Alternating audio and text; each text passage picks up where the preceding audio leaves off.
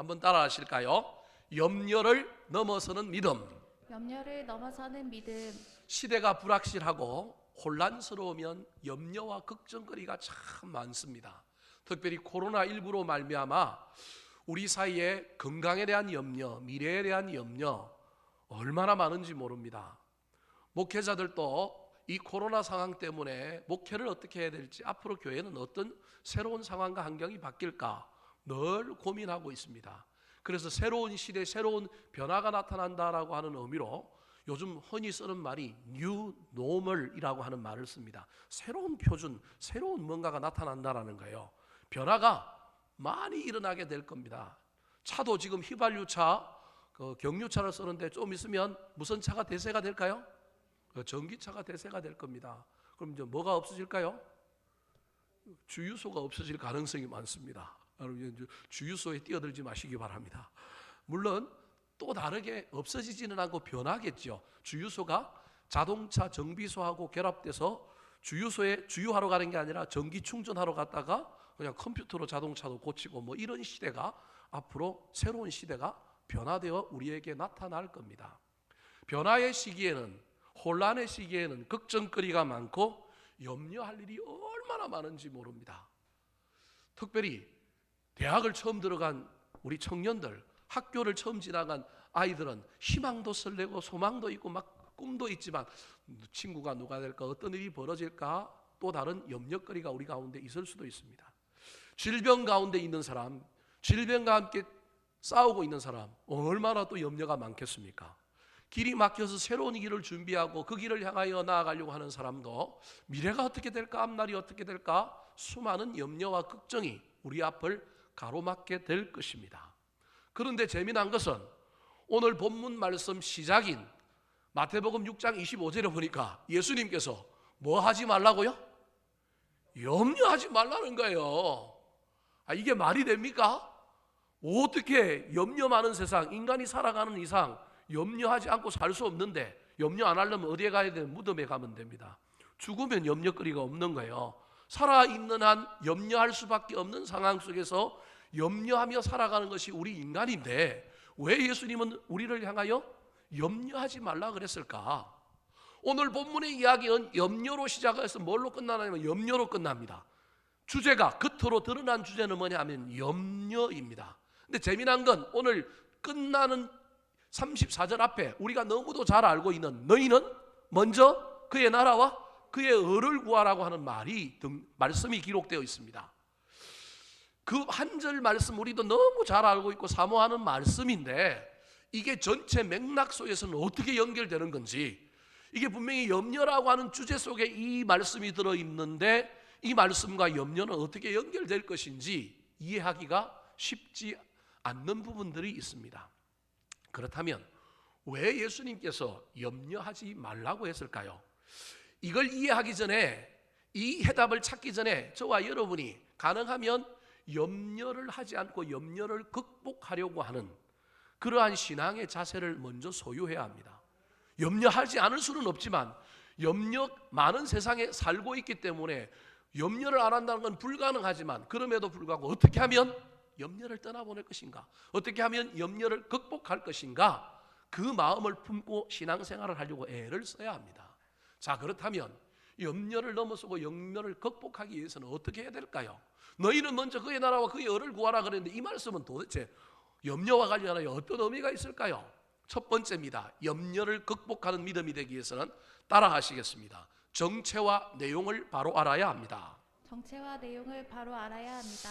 염려를 하지 않고 염려에서 조금 저와 여러분이 마음을 덜 쓰려고 하면, 완전히 없앨 수는 없지만 염려를 극복하기 위해서는 먼저 해야 될 것이 염려라고 하는 놈의 정체가 뭐고 그 우리가 염려하고 있는 염려의 내용과 대상과 본질이 무엇인지를 이해하면 염려에서 조금 떨어질 수 있다라는 겁니다. 자, 그렇다면 염려의 정체가 무엇일까요?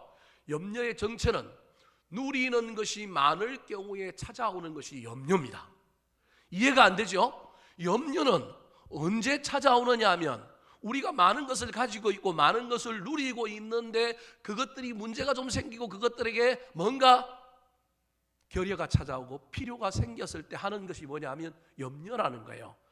가진 것이 적으면 적을수록, 단순하면 단순할수록 염려하지 않을 가능성이 좀 더 많은 거예요.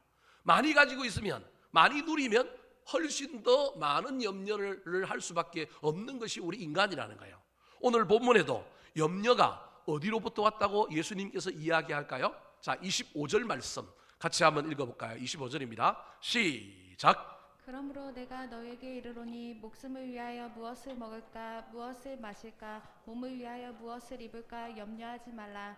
목숨이 음식보다 중하지 아니하며 몸이 의복보다 중하지 아니하냐. 자, 저기 목숨이 나오고 몸이 나오니까 저 염려의 문제가 생존의 문제와 관련 있는 것처럼 겉으로는 드러나 보입니다. 근데 저 문제를, 저 25절을 자세히 읽어보면 저기서 하고 있는 무엇을 먹을까, 무엇을 마실까, 무엇을 입을까라고 하는 저 이야기의 핵심은 뭐냐면 무엇이라고 하는 단어에 꽂혀 있다는 걸 기억하셔야 합니다.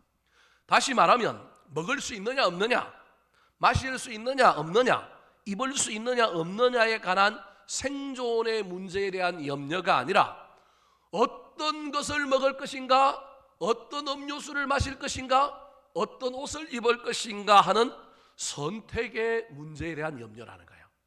지금 우리 예수님께서 생존과 관련된 문제 염려하지 말라 그렇게 말하는 게 아니고, 선택의 문제와 관련되어 있는 문제는 가능하면 염려 좀 안 했으면 좋겠다, 그런 의미라는 겁니다. 선택지가 없었던 예전의 삶과 달리 선택할 것이 너무 많고 선택지가 많은 오늘날 삶에서 우리는 더 많은 염려가 나타나고 있다는 것을 기억해야 합니다. 물론 오늘 이 시기를 살아가는, 특별히 코로나19로 말미암아 생존의 문제가 걸려 있어서 그걸 붙들고 염려할 수밖에 없는 인생들을 향하여 제가 그분의 염려를 폄하하거나 그분이 염려가 신앙이 없다 이렇게 말하는 건 아닙니다. 저와 여러분이 생존의 문제에 걸리면 얼마나 걱정되고 염려됩니까? 그 염려는 해야 하는 염려입니다. 그런데 알고 보면 우리가 가지고 있는 많은 염려들이 생명과 직결된 염려라기보다는 많은 부분에 있어서 선택의 문제와 관련이 있는 염려가 훨씬 더 많다라는 것을 기억하라는 거예요. 그래서 그런 염려는 선택의 문제라고 한다면 조금 내려놓으려고 애를 쓰라는 겁니다. 과거의 전통적인 삶에는 그 삶의 패턴이 단순하고 단조로워서 선택의 문제가 그렇게 많지 않은 사회였습니다. 같은 동네에서 태어났는데 결혼을 어느 동네 사람이랑 해요? 옛날에는 같은 동네 사람, 옆 동네 사람과 했어요. 선택할 필요가 없어요. 누가 선택해서 맞춰줘요? 부모들이 그냥 선택해서 맞춰준 거예요. 내가 선택하는 게 아니에요. 그냥 학교도 미래도 선배들이, 그 다음에 형들이 이미 걸어가는 길을 나는 뭐 하면 돼요? 따라가면 돼요. 옛날에는 선택을 어떻게 하다보다는 앞에 걸어갔던 것, 누가 했던 일, 나에게 주어진 삶을 그냥 가면 돼요. 초등학교 졸업하면, 옛날에는 국민학교라고 했죠. 국민학교 졸업하면 어디 가면 돼요? 중학교 가면 되고, 중학교 졸업하면 어디 가면 돼요? 고등학교 가면 되고, 고등학교 가면 대학을 가든지 직장생활을 하면 되고, 직장생활 하다가 나중에 뭐 하면 되고, 결혼하면 되고, 결혼하다가 뭐 하면 돼요? 애 낳으면 되고. 제가 너무 쉽게 얘기하나요? 근데 옛날에는 이게 선택의 문제가 아니라 자연스럽게 우리에게 다가온 문제였고 그냥 주어진 대로 따라 살면 되는 시대였습니다. 본대로 주어진 대로 그 안에서 자연스럽게 따라가면 선택에 대하여 고민할 수 없는 시대를 살아갔던 것이 옛날의 삶이라고 한다면, 현대의 삶은 길마다 길이 갈리고 선택해야 될 일들이 얼마나 많은 어려운 시대를 살아가고 있는지 모릅니다.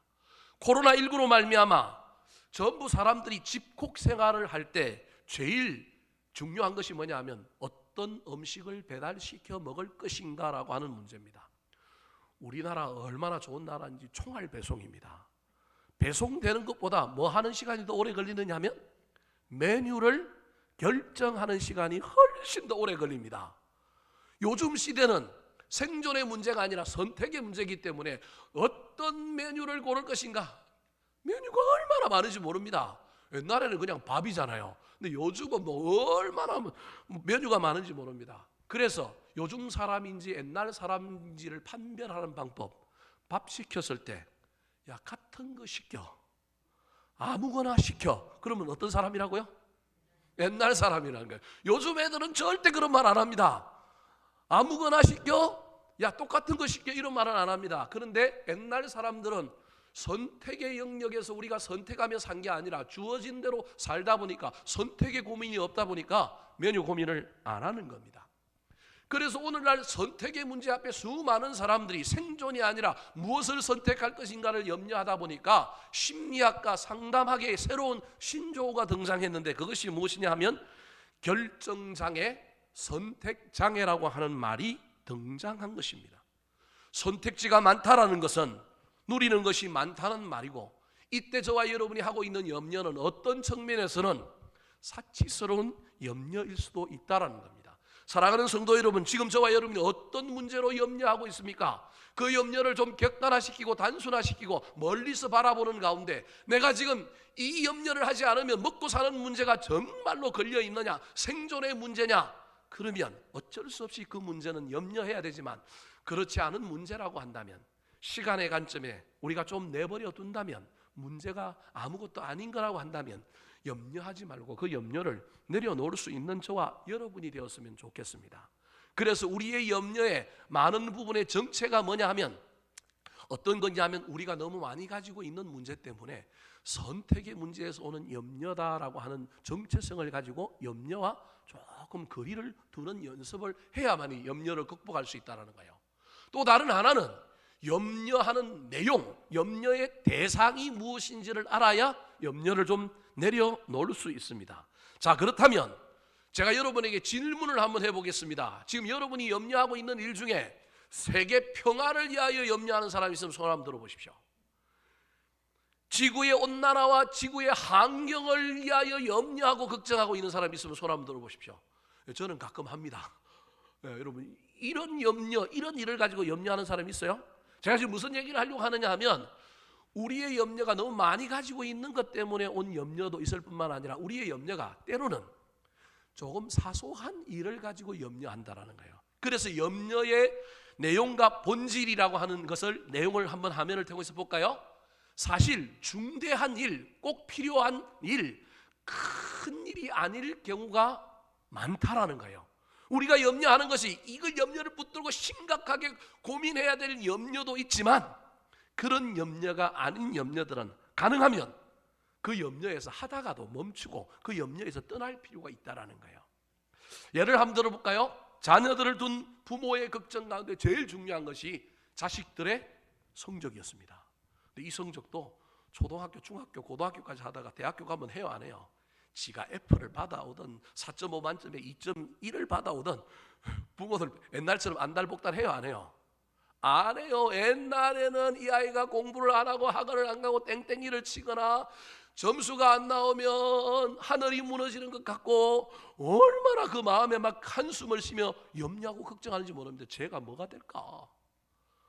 아직도 옛날 사람들인 저와 여러분은 한국 사회에 살다 보니까 공부가 인생의 미래와 직결되어 있다고 생각해서 우리는 어린 시절에 자녀들이 공부 안 하면 막 이게 얼마나 염려되는지 모릅니다. 미래에 대한 염려가 그 걱정이 얼마나 큰지 모릅니다. 제가 우리 교회 처음 부임했을 때도 어떤 성도 한 분이 자녀가 학원을 안 가고 땡땡이를 쳤다고 학원에서 연락이 온 거예요. 근데 이 문제를 가지고 저한테 상담을 하러 왔어요. 가서 이 아이를 놀고 있는 PC방에 가서 잡아와야 되는지, 그걸 왜 저한테 묻는지 모르겠어요. 잡아와야 되는지 내버려 둬야 되는지, 제가 보기엔 아무것도 아닌 문제인데 이 부모는 이게 너무 염려스러운 거예요. 제 애를 저대로 놔두면 제가 PC방에 빠져갖고 앞으로 공부를 안 하고 PC방을 계속 갈 것 같더니, 근데 쟤를 그냥 가서 잡아오면 얘가 막 상처를 받고 의기소침해갖고 또 자기 말을 안 들을 것 같더니 이걸 어찌 해야 될지를 몰라갖고 얼굴이 샛노랗고 저를 찾아가고, 목사님 어떻게 해야 됩니까? 제가 뭐라고 대답했을까요? 알아서 하십시오 그랬어요. 아니, 방법이 없잖아요. 제가 그걸 어떻게 대답을 해줘요? 여러분, 이런 부모가 만약에 이 자녀의 이 성적 때문에 노심초사하고 이 성적 때문에 그렇게 안달복달하는 이 부모가, 그 자식이 교통사고나 중병에 걸려갖고 생사의 갈림길에 섰을 때 이 성적이 염려거릴까요? 이 부분은 하나님께 이렇게 기도할 겁니다. 성적이라고 하는 그 무가치한, 그 아무것도 아닌 건 염려거리기도 아니고 버리고 오로지 하나님을 향하여 하나님 이 아이만 낫게만 해주십시오. 사지 멀쩡하게 아무 후유증 없이 회복하여 건강하게 살게만 해주십시오. 이 부모에게 그 성적에 대한 고민과 염려는 더 이상 염려거리가 아니게 되는 것입니다. 그래서 저와 여러분이 영혼의 관점에서 어떤 인생의 그 시간의 단면에서 어떤 문제를 보면 이게 염려거리지만 영혼의 관점에서 조금 떨어져서 정말로 이게 중요한 일인가?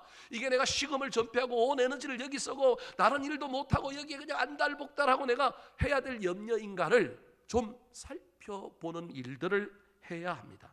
그래야만이 저와 여러분이 이 문제 앞에서 좀 초연해질 수 있는 겁니다.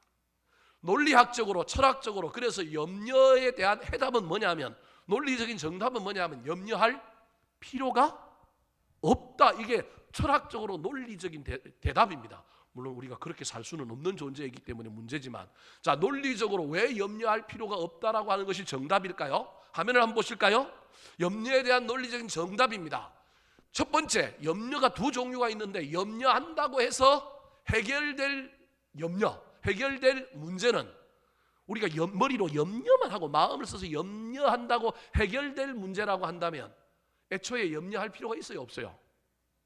없어요. 내가 머리를 쓰고 마음을 써서 염려한다고 염려가 해결된다고 한다면 사실은 그건 가만 내버려 두면 저절로 뭐하는 문제예요? 해결되는 문제잖아요. 그 염려 안 해도 될 일을 사실은 내가 염려한 거예요. 우리가 머리를 쓴다고 머리에서 막 기가 나와가지고 막 문제를 해결할 수 있는 게 아니잖아요. 우리가 마음을 쓴다고 막 그 일이 되는 게 아니잖아요. 또 다른 하나는 염려해도 해결되지 않는 문제는 내가 아무리 염려해도 해결되지 않는 이게 소용이 있어요? 없어요? 없어요. 이 문제는 내 소관이 아닌 거예요. 그러니까 여러분 염려는 크게 두 종류밖에 없는 거예요. 염려한다고 해서 해결되는 염려, 염려해도 해결되지 않는 문제. 둘 다 뭐 할 필요가 없어요? 염려할 필요가 없는 거예요. 그래서 오늘 본문에 예수님께서 사실은 염려할 필요가 없다라고 하는 이야기를 27절에 이렇게 이야기하고 있습니다. 같이 한번 읽어볼까요? 자, 27절 시작. 너희 중에 누가 염려함으로 그 키를 한 자라도 더할 수 있겠느냐? 우리 아이가 키가 작아고 고민인데 이 아이 키를 위하여 염려한다고 아이 키가 자라요? 안 자라지요. 염려한다고 아이 키가 자라는 게 아니라 그 아이를 위하여 뭘 먹일까? 어떻게 운동을 시킬까? 어떻게 하면 좀 더 건강에 좋은 약이나 보조제를 통하여 성장판을 열까? 이걸 해야지. 머리로 염려한다고 마음으로 염려한다고 키가 자라는 거 아니니 사실은 염려할 필요가 없다라는 겁니다. 여러분 그럼에도 불구하고 우리 인간은 연약하여서 어쩔 수 없이 삶의 여러 문제 앞에 염려할 수밖에 없는 존재입니다. 그래서 염려의 정체와 염려의 내용을 알고 생존의 문제가 아니면 가능하면 좀 떨어졌으면 좋겠습니다. 중대한 문제가 아니라 사소한 문제라고 한다면 저와 여러분이 가능하면 염려 좀 하다가도 그 염려를 내려놓을 수 있었으면 좋겠습니다. 그럼에도 불구하고 우리에게 있는 이 염려를 극복하고 넘어서려고 한다면 어떻게 해야 될까요? 염려에 사로잡히면 에너지를 삶을 시간을 다 거기 쓰다 보니까 도리어 우리 삶이 생산적이지 못하고 우리 삶이 건강하지 못하게 되는 이걸 극복하기 위하여 염려와 싸워 이겨야 하는데 어떻게 해야 될까요? 따라 하시겠습니다. 두 가지 대처법을 기억해야 합니다. 두 가지 대처법을 기억해야 합니다. 자, 염려할 수밖에 없는 존재가 우리예요. 염려가 없을 수는 없어요. 정체를 알고 내용을 좀 알고 거리를 좀 둔다 해도 생존의 문제는 염려할 수밖에 없잖아요. 자, 그렇다면 그 염려를 우리가 어떻게 처리해야 될까요? 첫 번째입니다. 따라 하시겠습니다. 기도해야 합니다. 기도해야 합니다. 여러분 염려가 찾아오면 뭐 해야 된다고요?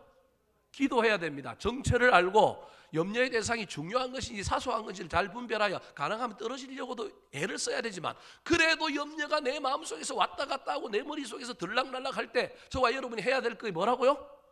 기도라는 거예요. 근데 기도가 여러분 제가 지금 여러분에게 이야기하려고 하는 기도가 우리가 생각하는 기도가 아니라는 거예요.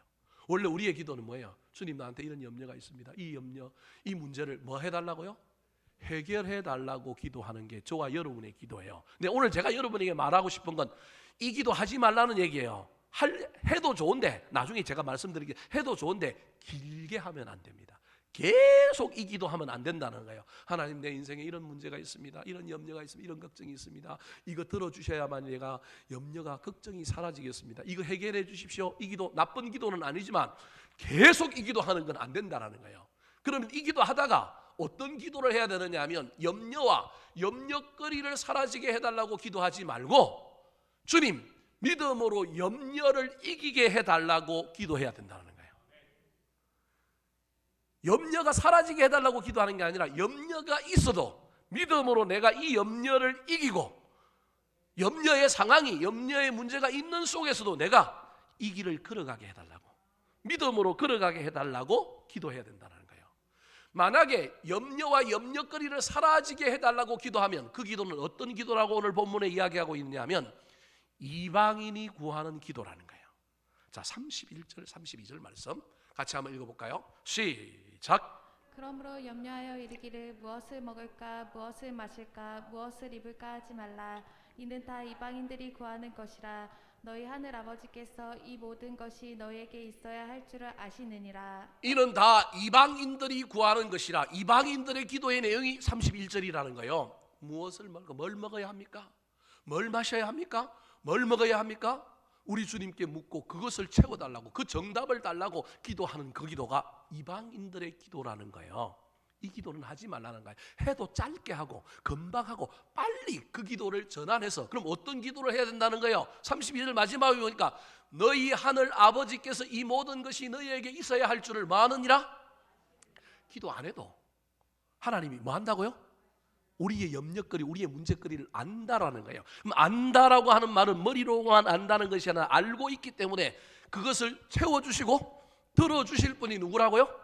하나님이라는 거예요. 자, 보십시오. 염려의 상황이 지금 나한테 있습니다. 하나님이 보고 알아요. 그래서 하나님이 미래에 이걸 뭐 할 거냐 하면 채워주시고 해결해 주실 것입니다. 지금 내가 이 염려가 찾아서 어쩔 수 없이 하나님, 나한테 이런 문제가 있습니다, 해결해 주십시오라고 기도했지만 이 기도는 조금만 하다가 말아야 될 기도고, 깨달음 속에 하나님이 채워주실 것이라고 하는 이 믿음으로 하나님 채워주실 걸 믿습니다. 그리고 나는 믿음으로 이 염려의 상황을 견디며 통과하며 이 염려에 사로잡히지 않고 이 염려 때문에 낙심하고 미워하고 분노하지 않고 살아가게 해주십시오. 채워주실 하나님을 믿는 믿음으로 살게 해주십시오. 이 믿음이 나에게서 떠나지 않게 해주십시오. 이 기도해야 된다는 거예요.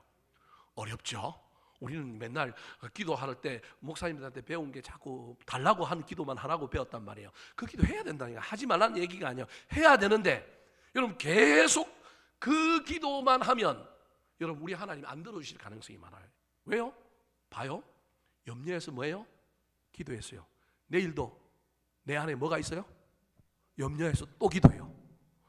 기도하고 염려하고 염려하고 기도하고 기도하고 염려하고 염려하고 기도하고, 이걸 하나님이 하늘에서 보고 있으면 이런 된장 그러지 않겠어요? 여러분 무슨 말씀이 이해되십니까? 염려하고 기도하고 기도하고 염려하고 염려하고 기도하고 계속 이걸 반복하고 있는 거예요. 나는 다 아는데 채워주려고 그러는데 기도했으면 한 번은 한두 번은, 우리가 일주일 단위로 예배 생활하니까 일주일 정도는 내가 하나님 채워주세요, 채워주세요 기도할 수 있어요. 그런데 기도하다가 하나님은 채워주시는 분이지, 이 믿음 때문에 이제는 채워달라고 기도하는 게 아니라 내가 내 문제를 하나님이 채워주시고 들어주실 것을 믿습니다. 내가 이 믿음으로 내 안에 있는 염려를 물리치게 해주십시오. 염려에 사로잡히지 않고 채워주실 하나님을 믿는 믿음으로 살게 해주십시오. 이 기도를 해야 된다는 거예요. 오늘 본문의 이 기도에 승리한 사람의 이야기가 마지막 34절 결론입니다. 달라고 기도하고 염려와 염려거리를 사라지게 해달라고 기도하는 사람이 아니라 믿음으로 염려를 이기게 해달라고 기도한 사람, 그래서 승리한 사람의 내용이 34절에 나옵니다. 같이 한번 읽어볼까요? 34절 시작. 그러므로 내일 일을 위하여 염려하지 말라. 내일 일은 내일이 염려할 것이요 한날의 괴로움은 그날로 족하니라. 한날의 괴로움은 그날로 족하니라. 염려가 들어왔어요. 그래서 염려해. 그런데 그 염려를 붙들고 염려거리를 없애달라고 한날은 하나님께 그 염려 때문에 괴로워하면서 하나님께 기도할 수 있어요. 근데 내일은 하면 된다 안 된다? 안 된다는 얘기예요. 저와 여러분이 인간이기 때문에 한 달로 안 되면 3일 정도까지는 어쩔 수 없다 칩시다. 우리가 일주일 단위로 신앙생활하니까 일주일까지는 염려 때문에 괴로워하면서 이 염려거리를 없애달라고 주님께 기도했다 칩시다. 근데 그 다음 주부터는 사실은 하면 안 되는 거예요. 성경은 한 날이라 그랬지만 우리는 연약하니까 여러분 최소한 일주일이 넘었으면 염려거리 때문에 그 염려거리를 없애달라고 기도하면 안 된다는 거예요. 한 날만 염려하고 주님께 맡기라는 거예요. 그걸 베드로 사도는 베드로전서 4장 7절에 너희 염려를 주께 뭐하라? 맡기라는 거예요. 내 염려를 주께 맡기고 나는 이제 염려가 아니라 믿음을 가지고 사는 거예요. 내 안에 들어왔던 염려는 사라지고 채워주실 걸, 해결해 주실 걸 믿는 믿음으로 사는 거예요. 앞에 화면 다시 한번 보여주실까요? 그래서 여러분 보십시오. 내일 일은 누가 염려한다고요? 내일이 염려한다는 거예요. 여러분 저 내일이 누굴까요? 뒤에 나오는 내일, 저게 하나님이에요. 내일도 있는 염려, 염려가 오늘도 있었고 내일도 있고 계속 있다니까요. 그 염려는 오늘은 내가 했지만 기도하고 그 염려를 하나님께 올려드리고 난 다음에 믿음으로 염려를 이기게 해달라고 주님께 그 염려를 토스하고 나면 그때부터 내일 일은 누가 염려한다고요? 내일이 염려하는, 그 내일이 누구예요? 내일의 주인공, 내일을 주장하고 내일을 지배하시는 분이 누구예요? 하나님이 염려한다니까요. 하나님이 염려하게 해야 돼요. 아이고 저 인간 저대로 두면 안 되는데, 아이고 이영기 목사 저 도와줘야 되는데 언제 도와줄까? 하나님이 염려하게 해야 되는데 그 염려를 누가 하고 있다고요? 내가 하고 있는 거. 오늘도 기도하고 염려하고 내일도 염려하고 기도하고 계속 이걸 반복하고 있으면 안 된다는 거예요. 그래서 염려를 이기기 위해서는 저와 여러분이 반드시 뭐 해야 되냐면 기도해야 되는데, 그 기도는 달라고 하는 기도, 염려거리를 없애달라고 하는 기도를 넘어서서 그 기도하다가 염려는 주께 맡기고 하나님 믿음으로 내가 염려를 이기게 해주십시오, 그렇게 기도해야 된다는 거예요. 그 대표적인 기도가 빌립보서 4장 6절 7절입니다. 같이 한번 읽어볼까요? 시작. 아무것도 염려하지 말고 다만 모든 일에 기도와 간구로 너희 구할 것을 감사함으로 하나님께 아뢰라. 그리하면 모든 지각에 뛰어난 하나님의 평강이 그리스도 예수 안에서 너희 마음과 생각을 지키시리라. 아무것도 염려하지 말라는 거예요. 우리 하나님 못 들어주시지 않는다는, 들어주신다는 거예요. 우리 하나님 해결해 주실 거라는, 이게 아무것도예요. 아무것도 염려하지 말고 네 속에 염려가 들어와서 그 염려에 사로잡혀서 주님 이 염려거리 없애주시고 채워주시고 해결해 주십시오 기도하다가 주님께 드리고, 나는 7절에 보니까 하나님의 평강이 임하는 거예요. 내 마음과 생각을 지켜주시는 거예요. 염려를 붙들고 씨름하다가 기도의 주제도 염려를 가지고 있다가 이제는 기도의 주제가 바뀌어서 하나님을 믿습니다. 해결해 줄 것을 믿습니다. 약속을 믿습니다. 그 믿음 가지고 염려를 몰아내었더니 내 안에 뭐가 들어왔느냐 하면 하나님의 평강이 들어온 거예요. 그래야만이 염려를 이길 수 있다는 거예요. 여러분 이래도 염려의 상황은 우리 가운데 있어요. 상황이 없어진 게 아니에요. 상황은 있지만 그 상황 때문에 이제 내가 에너지를 쏘고 거기에서 미워하고 분노하고 불평하는 것이 아니라 믿음으로 염려를 이기는 삶을 사는 겁니다.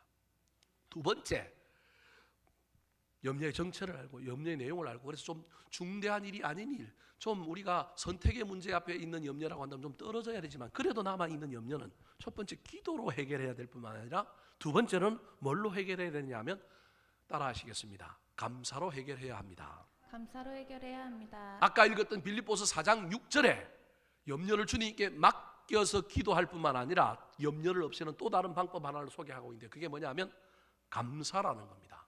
자, 4장 6절 말씀 같이 한번 읽어볼까요? 시작. 아무것도 염려하지 말고 다만 모든 일에 기도와 간구로 너희 구할 것을 감사함으로 하나님께 아뢰라. 감사해야, 감사가 우리 마음에 밀고 들어와야, 감사가 우리 마음에서부터 나와야 염려가 도망을 가는 거예요. 염려가 사라지는 거예요. 이게 쉽지 않단 말이에요. 그러면 어떻게 감사할 수 있을까? 오늘 본문에 감사할 수 있는 두 가지 방법을 우리에게 소개하는데 그게 뭐냐 하면 보는 것과 생각하는 거예요. 자, 26절 28절 말씀 같이 한번 읽어볼까요? 26절입니다. 시작. 공중의 새를 보라. 심지도 않고 거두지도 않고 창고에 모아들이지도 아니하되 너희 하늘 아버지께서 기르시나니 너희는 이것들보다 귀하지 아니하냐. 또 너희가 어찌 의복을 위하여 염려하느냐. 들의 백합화가 어떻게 자라는가 생각하여 보라. 수고도 아니하고 길쌈도 아니하느니라. 저 화면을 그대로 두시기 바랍니다. 여러분 염려가 우리 가운데 남아있어요. 염려가 들어와 있어요. 이 염려를 없애려면 염려거리를 갖고 하나님께 나아가 염려거리 없애주십시오, 이거 해결해 주십시오 기도하다가 믿음으로 염려에 대한 것이 아니라 하나님을 믿는 믿음으로 염려를 이기며 나아가는 기도를 붙들어야 될 뿐만 아니라 그 다음에 해야 될 게 뭐냐면 감사를 발견하는데, 감사가 나와야 되는데, 이 감사는 여러분 뭘 봐야 되느냐 하면 공중의 새를 봐야 하고요, 뭘 생각해야 되느냐 하면 들의 백합화를 생각해야 돼요. 사람마다 다 이 두 가지가 달라요. 우리 각자에게 뭐가 있느냐 하면 공중의 새가 있고 들의 백합화가 있다니까요. 그런데 우리는 공중의 새를 보거나 들의 백합화를 보고 생각해서 내가 가진 것이 많네, 그래도 여전히 나한테 있는 것이 있네, 감사할 일이 있네, 그래야 되는데 자꾸 펜트하우스를 보고 저 엉뚱한 걸 보고 재벌을 보고 자꾸 비교하는 가운데 감사거리를 찾는 게 아니라 원망 불평거리를 찾으니 염려가 뿌리를 내리는 거예요. 감사거리를 찾아야 하는 겁니다. 사랑하는 성도 여러분, 어제의 나와 오늘의 나를 비교해야 합니다. 딴 사람하고 비교하지 말고, 나한테 없는 것이 많지만, 사라진 것이 있고 무너진 것이 있지만, 그럼에도 불구하고 저와 여러분이 공중의 새를 볼 수 있어야 합니다. 들의 백합화를 보고 생각할 수 있어야 됩니다. 그래야만이 감사거리가 나오는 거예요. 감사거리는 발견하는 것이, 감사거리는 주어지는 게 아닙니다. 이미 주어진 것을 발견해야만이 그 다음에 주시는 겁니다. 여러분, 주시는 감사를 받으려고 한다면 주어진 감사를 뭐 해야 된다고요? 발견해야만이 주시는 감사를 받을 수 있다라는 겁니다. 이 작업을 못하는 자, 그래서 염려를 계속 붙들고 기도해도 염려거리를 없애달라고 기도하는 자를 오늘 보면 30절에는 뭐라고 얘기하느냐면 믿음이 적은 자들아. 기도하고 있기 때문에 믿음은 있는데 믿음이 큰 자가 아니라 어떤 자라고요? 적은 자다. 네 기도는 이방인의 기도와 똑같다. 네가 기도하고 있어서 믿는 사람인 것 같지만 너 기도는 이방인의 기도다. 잠시 잠깐 염려거리를 붙들고 염려 없애주세요, 이거 해결해 주세요 기도할 수 있지만 그 기도 계속하면 큰일 나. 그 기도하다가 염려 몰아내고 믿음을 붙들고 염려의 상황 가운데 믿음으로 전진하는 거야. 그러면 모든 것을 아시는 하늘 아버지께서 채워주시는 것을, 해결해 주시는 것을 만나게 될 거야. 여러분, 우리가 얼마나 감사할 일이 많은지를 제가 예를 한번 들어볼까요? 책 한 권을 소개하도록 하겠습니다. 지구가 100명의 마을이라면이라고 하는 책이 있습니다. 화면을 한번 띄워주실까요? 자, 지구가 100명의 마을이라면이라고 하는 책인데요, 데이비드 제이 스미스라고 하는 사람이 쓴 책인데 세계 17개 언어로 번역된 베스트셀러인데 아직 아무도 안 읽어봤을 거예요. 저게 2013년, 2014년에 나왔는데 지금 초중고등학교의 필독서로 지정되어 있습니다. 학부모 여러분 꼭 집에 가서 읽으시기 바랍니다. 책이 두껍지도 않고 얇을 뿐만 아니라 최근에는 초등학교용으로 뭐도 나왔냐면 동화책으로도 나왔어요. 저게 축소주의라고 하는 연구 방법을 사용하여 크면 이해하기 힘든 걸 줄여서 우리에게 보여주는 거예요. 지구 인구가 지금은 77억인데 2013년 기준으로 70억이었는데 70억의 지구에 사는 사람들의 상황과 상태를 100명이라고 하는 사람들이 사는 마을이라고 한다면 이게 어떻게 되는지를 설명해 놓고 있는 거예요. 77억이라니까 이게 너무 커서 별로 마음에 와닿지도 않고 이해도 잘 안 되잖아요. 근데 지구를 100명이 사는 마을이라고 한다면 지금 어떤 모습인지를 우리에게 보여주는 거예요. 그 책에 있는 몇 가지를 여러분에게 설명 한번 해보도록 하겠습니다. 자, 전 세계 인구가 100명이라고 한다면 먼저 종교의 상황은 어떨지, 자, 다음 화면. 자, 종교의 상황으로 보면 기독교 인구는 100명 중에 몇 명이냐면 33명이에요. 물론 이게 천주교까지 포함되어 있는 거예요. 이슬람은 19명, 힌두교는 13명, 불교는 6명, 기타 종교와 무종교는 29명입니다. 그러니까 기독교가 상당히 100명의 마을에 많이 살고 있는 거예요. 또 다른 건 영양 상태, 먹고 사는 문제를 한번 볼까요? 그 다음 화면 보여주실까요? 네, 100명 기준으로 보면 세계인의 영양 상태는 영양실조에 걸려서 먹기는 먹는데 너무 적게 먹고 부실해가지고 영양실조에 걸려서 비실거리는 사람이 100명 중에 몇 명이라고요? 20명. 굶어서 지금 죽어가고 있는 사람이 얼마라고요? 1명. 100명 중에 1명은 지금 굶어서 죽는 거예요. 20명은 살아는 있는데 겨우겨우 영양실조에 걸려서 살고 있고요. 그런데 한쪽에서는 너무 많이 먹어갖고 다이어트하고 살 빼는 사람이 몇 명이라고요? 15명. 저와 여러분 영양실조에 걸린 사람입니까? 아니면 다이어트하고 있는 사람입니까? 저는 저 15명에 들어가 있는 사람인가요?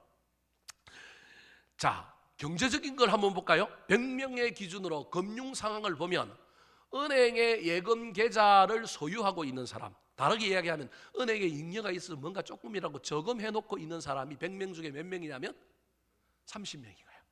여러분, 저와 여러분이 30명 안에 들잖아요. 전 세계 인구 중에 우리는 상위 30% 안에 드는 사람들이라니까요. 많이 가진 사람들이라니까. 못 느끼는 거예요, 우리가 이거를. 100명으로 보면 우리가 알 수 있는 거예요. 하루에 1,000원 생활비, 다르게 얘기하면 한 달에 3만 원으로 사는 사람이 100명 중에 몇 명이라고요? 18명. 하루에 2,000원, 한 달에 6만 원으로 사는 사람들이 몇 명이라고요? 53명, 절반이 넘는 거예요. 저와 여러분은 한 달에 얼마 갖고 살아요? 그 우리를 가진 게 많아요, 적어요?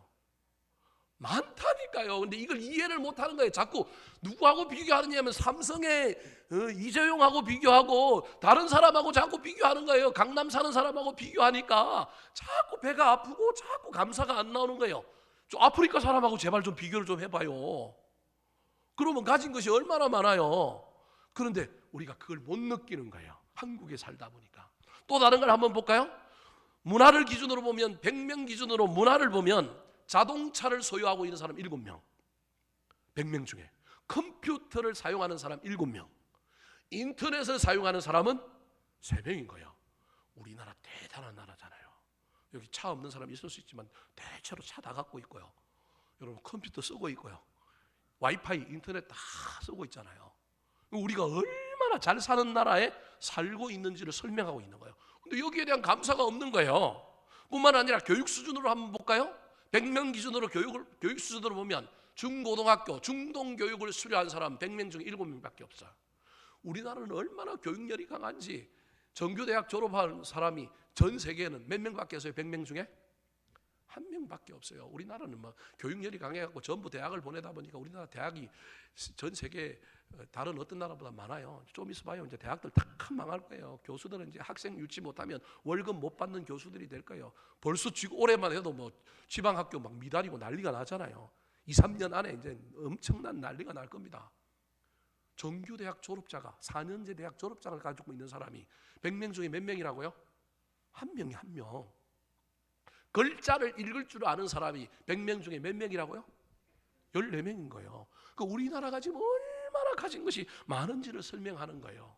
뿐만 아니라 냉장고에 음식을 보관하고 옷장에 옷을 보관할 수 있고 침대에서 자고 지붕이 있는 집에서 생활하는 사람이 전 세계 인구 중에 100명으로 환산하면 몇 명밖에 없느냐 하면 25명밖에 없는 거예요. 여러분, 저와 여러분 상위 전 세계 인구 중에 상위 25% 이상의 삶을 우리는 다 살고 있는 사람인 거예요.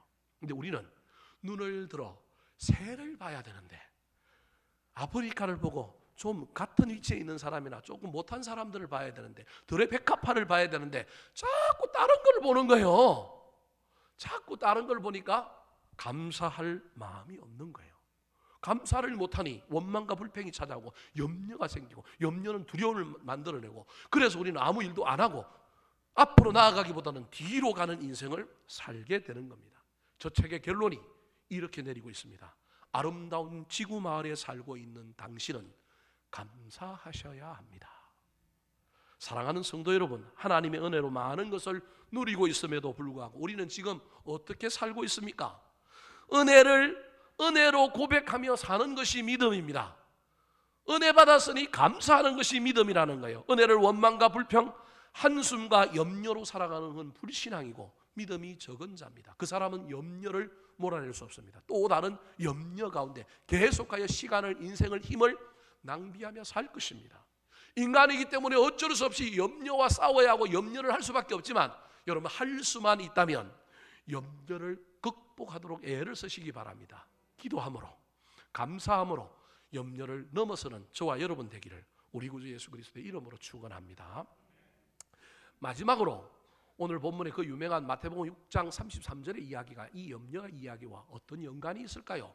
염려를 넘어서는 또 다른 방법입니다. 따라 하시겠습니다. 삶의 우선순위에 집중해야 합니다. 삶의 우선순위에 집중해야 합니다. 사람은 소유가 아니라 존재로 행복한 사람입니다.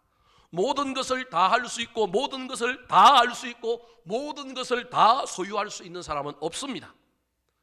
삼성의 이재용도 빌 게이츠도 모든 것을 다 할 수 있고 모든 걸 다 알 수 있고 모든 걸 다 가질 수 있는 사람은 없습니다. 그래서 지혜로운 인생은 더 가지고 다 가지려고만 하면서 사는 것이 아니라 다 없어도 꼭 있어야 할 것을 가지고 사는 사람입니다. 그럼 잘 기억하시기 바랍니다. 우리가 이 교육을 안 받아가지고 자꾸 더 가지려고 얘기하는 거예요. 꼭 있어야 될 건 안 가지고 자꾸 곁다리를만 더 가지려고 하는 거예요. 더 소유하려고 하는 거예요. 더 가지려고 하는 게 나쁜 게 아닙니다. 여러분, 저와 여러분이 유일한 그 한 가지, 꼭 있어야 할 것, 또는 그 한 가지가 아니더라도 몇 가지, 정말로 내가 필수적으로 있어야 할 그 몇 가지로 만족하고 행복한 그것 위에 또 다른 것을 쌓으며 살아가시기 바랍니다.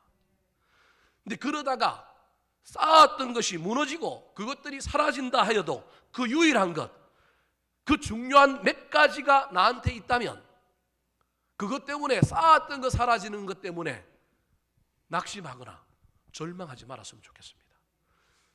내가 쌓았던 것이 사라져서 때로는 좀 미래에 대한 염려가 되고 현실에 대한 염려가, 걱정거리가 찾아왔다 할지라도 뭘 볼 수 있었으면 좋겠느냐면 그 유일한 한 가지, 그 중요한 몇 가지가 나한테 있는지 없는지를 딱 보고 사라진 것들은 잊어버리거나 사라진 것들은 또 채워주실 것을 믿고 그것을 붙들고 갔으면 좋겠습니다. 그렇다면 이게 뭘까요? 유일한 한 가지, 정말로 저와 여러분이 소유해야 될 그 몇 가지가 뭘까요? 오늘 본문에 염려에 대한 이야기를 하면서 인간이 가져야 할 그 유일한 것에 대하여 25절에 이렇게 이야기합니다. 같이 한번 읽어볼까요? 시작. 그러므로 내가 너에게 이르노니 목숨을 위하여 무엇을 먹을까 무엇을 마실까 몸을 위하여 무엇을 입을까 염려하지 말라.